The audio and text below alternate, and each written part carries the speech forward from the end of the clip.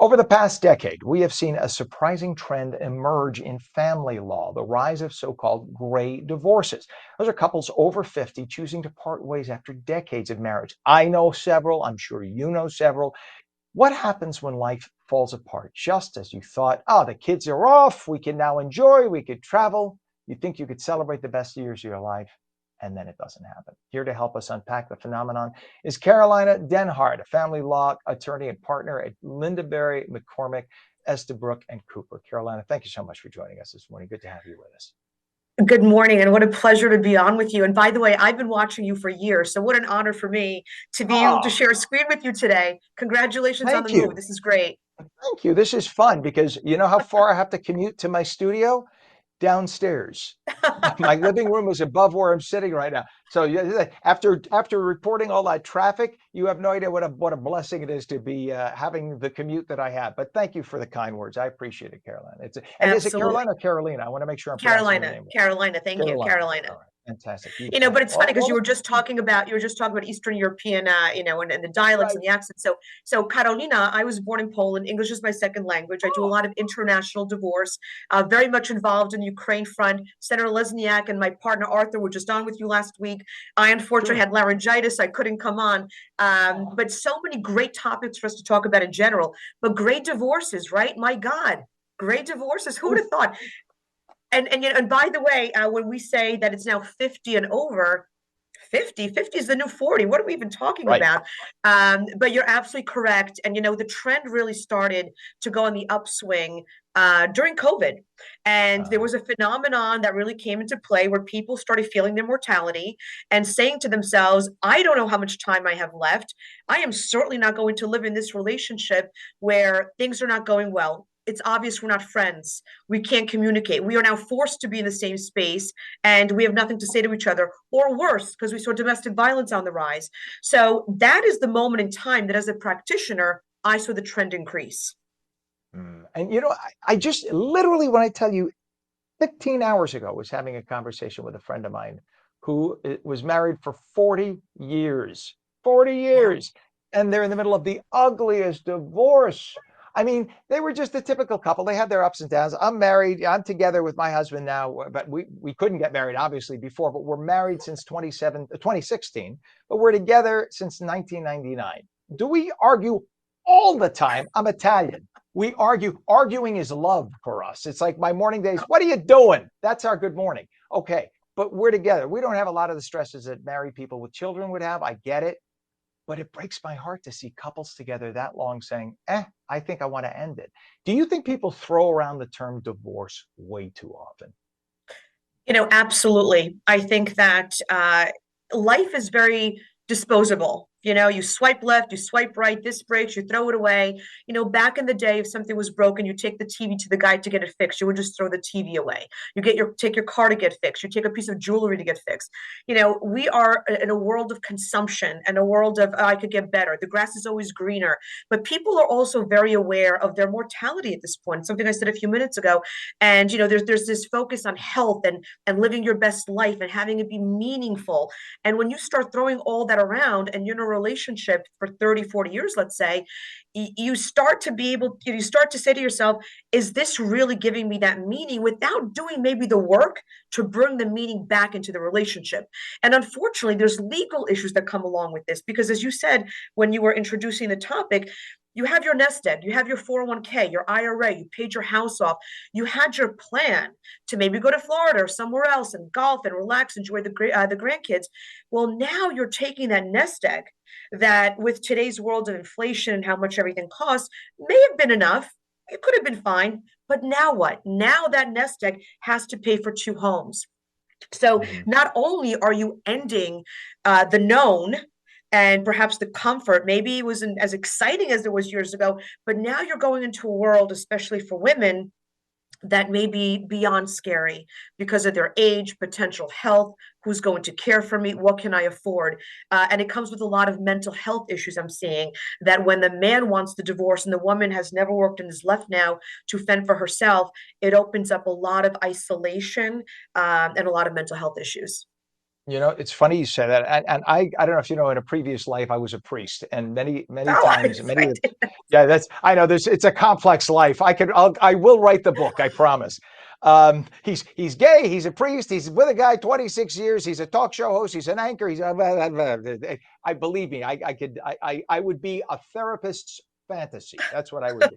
Um, but but I've dealt with couples who've I think they rush into relationships, and they each has different expectations, and then at the end of many years you haven't achieved what you think should be the perfection. Nobody, by the way, achieves perfection, right?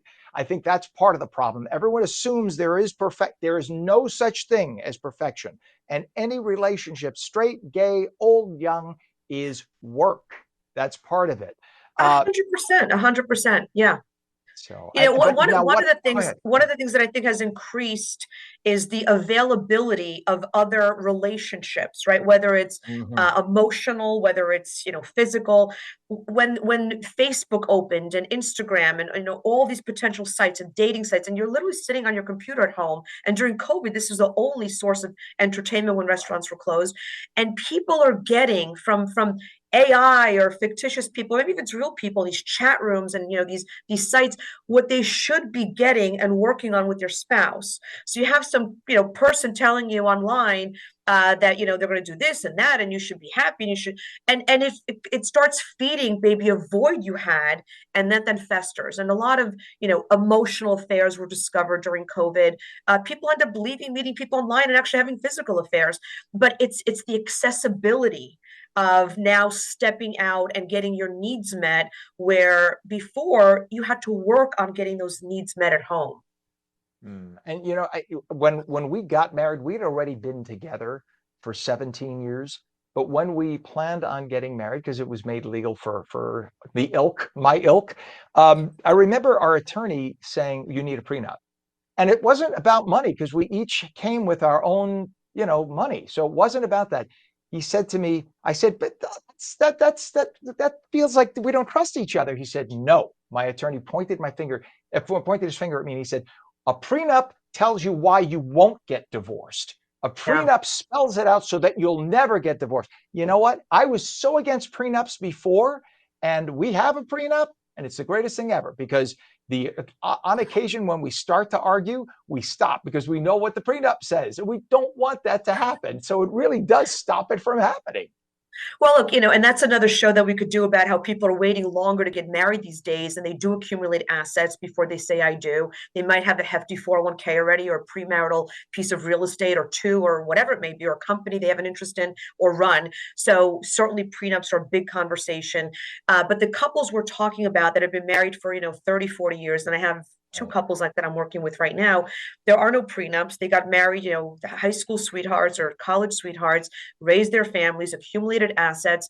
But think about it this way: when the wife never worked, and we're being sexist for a moment, and she's getting Right. divorced at, let's say, 63 or 64, and potentially alimony could terminate at 67 if the payor retires by the age of 67. So now she's 63, only looking at a few years of alimony.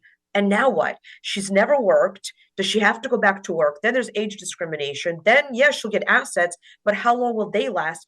There's all these complex issues that go into what we now call gray divorces. And it's something that people really should consider before they pull the plug after so many years of marriage. You know what we need, and I'm not kidding when I say this. Let's talk to Gerald after. Gerald's our executive producer. We need to do I love him. literally He's fabulous, an by the way. hour. Gerald's the best. We need to do an hour. I'm not kidding. Let's do an Yeah. hour about this topic, because this is a huge topic. The fact that I just randomly, I'm 57, and I randomly know several couples going through exactly this right now tells me this is not a rare phenomenon. This is now happening a lot. We need a bigger topic, a full hour on this. So Carolina, let's make a plan to do this. Okay, please. Absolutely. There's a lot of information that we could share. I run a platform called Divorce Dynasty, which is about preparing, protecting, helping people partner to get to the other side. Education. We need to hit this population with education, the pros, the cons. Do everything you can to save your marriage. Ultimately, if you can't be saved, what's the roadmap? Let's not rush into anything. Let's make sure that everyone is cared for, safe, and educated. And divorce does not have to be ugly and nasty and mean. All right. If you both really Correct. need a divorce, just go into it thinking, all right, this is my goal. I'm not going to be 100% happy, but we can do this as civil as possible. That's the key. And I think all too often divorce just becomes this ongoing, I hate him, he hates me, back and forth. And it doesn't have to be that ugly at all, but people make it that Absolutely. way. Listen, divorce is a life-changing event. It's a death of a relationship, and certainly in a long-term marriage, people need to be prepared what that means, how that will impact them, how will it impact them physically, mentally. This should not be taken lightly, and obviously then impacts our society, our communities. If we have people that are going to be, falling off and now need mental health services, or they're becoming displaced as a result of a divorce later in life, what do we do to prevent that? And in the meantime, if it's going to happen, how do we support people going through it? Yeah, this is great. And this is why you need a professional. You need an attorney. Both sides need their own attorney. And at the same time, listen to the attorneys, but at the same time, also know that you know the individual whom you were married to, and the attorneys are there to give advice. But at the same time, I think all too often people then kind of weaponize and use the attorney against the partner, kind of using it as a hatred thing. And that's not the attorney. You don't even want to get involved like that. You just want to handle a professional part of it. And that's that. Yeah, yeah. But I recognize through my Divorce Dynasty platform that you need so much more than just a divorce lawyer. You need someone, you may need a coach, you may need a therapist, you certainly need a mover, you may need a new banker, a financial planner. For people getting divorced later in life, you need long-term health care insurance. Can you afford it? Who will take care of you? What if you don't have kids? What if the kids live in another country? There's Right. so many things that we need to consider when getting divorced in the years that were supposed to be the best years of your life. Yeah, and this is all valid. These are things people never think about, especially when they're young and they meet the person they think is going to be their dream forever. They got to think ahead. So maybe we should even do another show about that. Young couples and planning for the 50-year long term. That's a second show we'll do. But I love having you on. Karolina Thank Dehnhard, you. family law attorney and partner at Lindabury, McCormick, Estabrook, and Cooper. Karolina, give us the website once again for people who need to reach you. So it's divorce-dynasty.com. And they All will right. get all the information they need. They'll be able to reach me. But more importantly, I want to be a resource. I've been a resource. I want to continue to be a resource. Lots of experience there, and we appreciate you. Karolina and Dehnhard, thank you so much for being with us. It's good to have you on. Thank We'll you. talk to you very soon again. Let's do Thank this, you. okay? Have a And let's great do day. that Good luck show to I you, Ken. told you about. Thank You you. too. Bye bye now.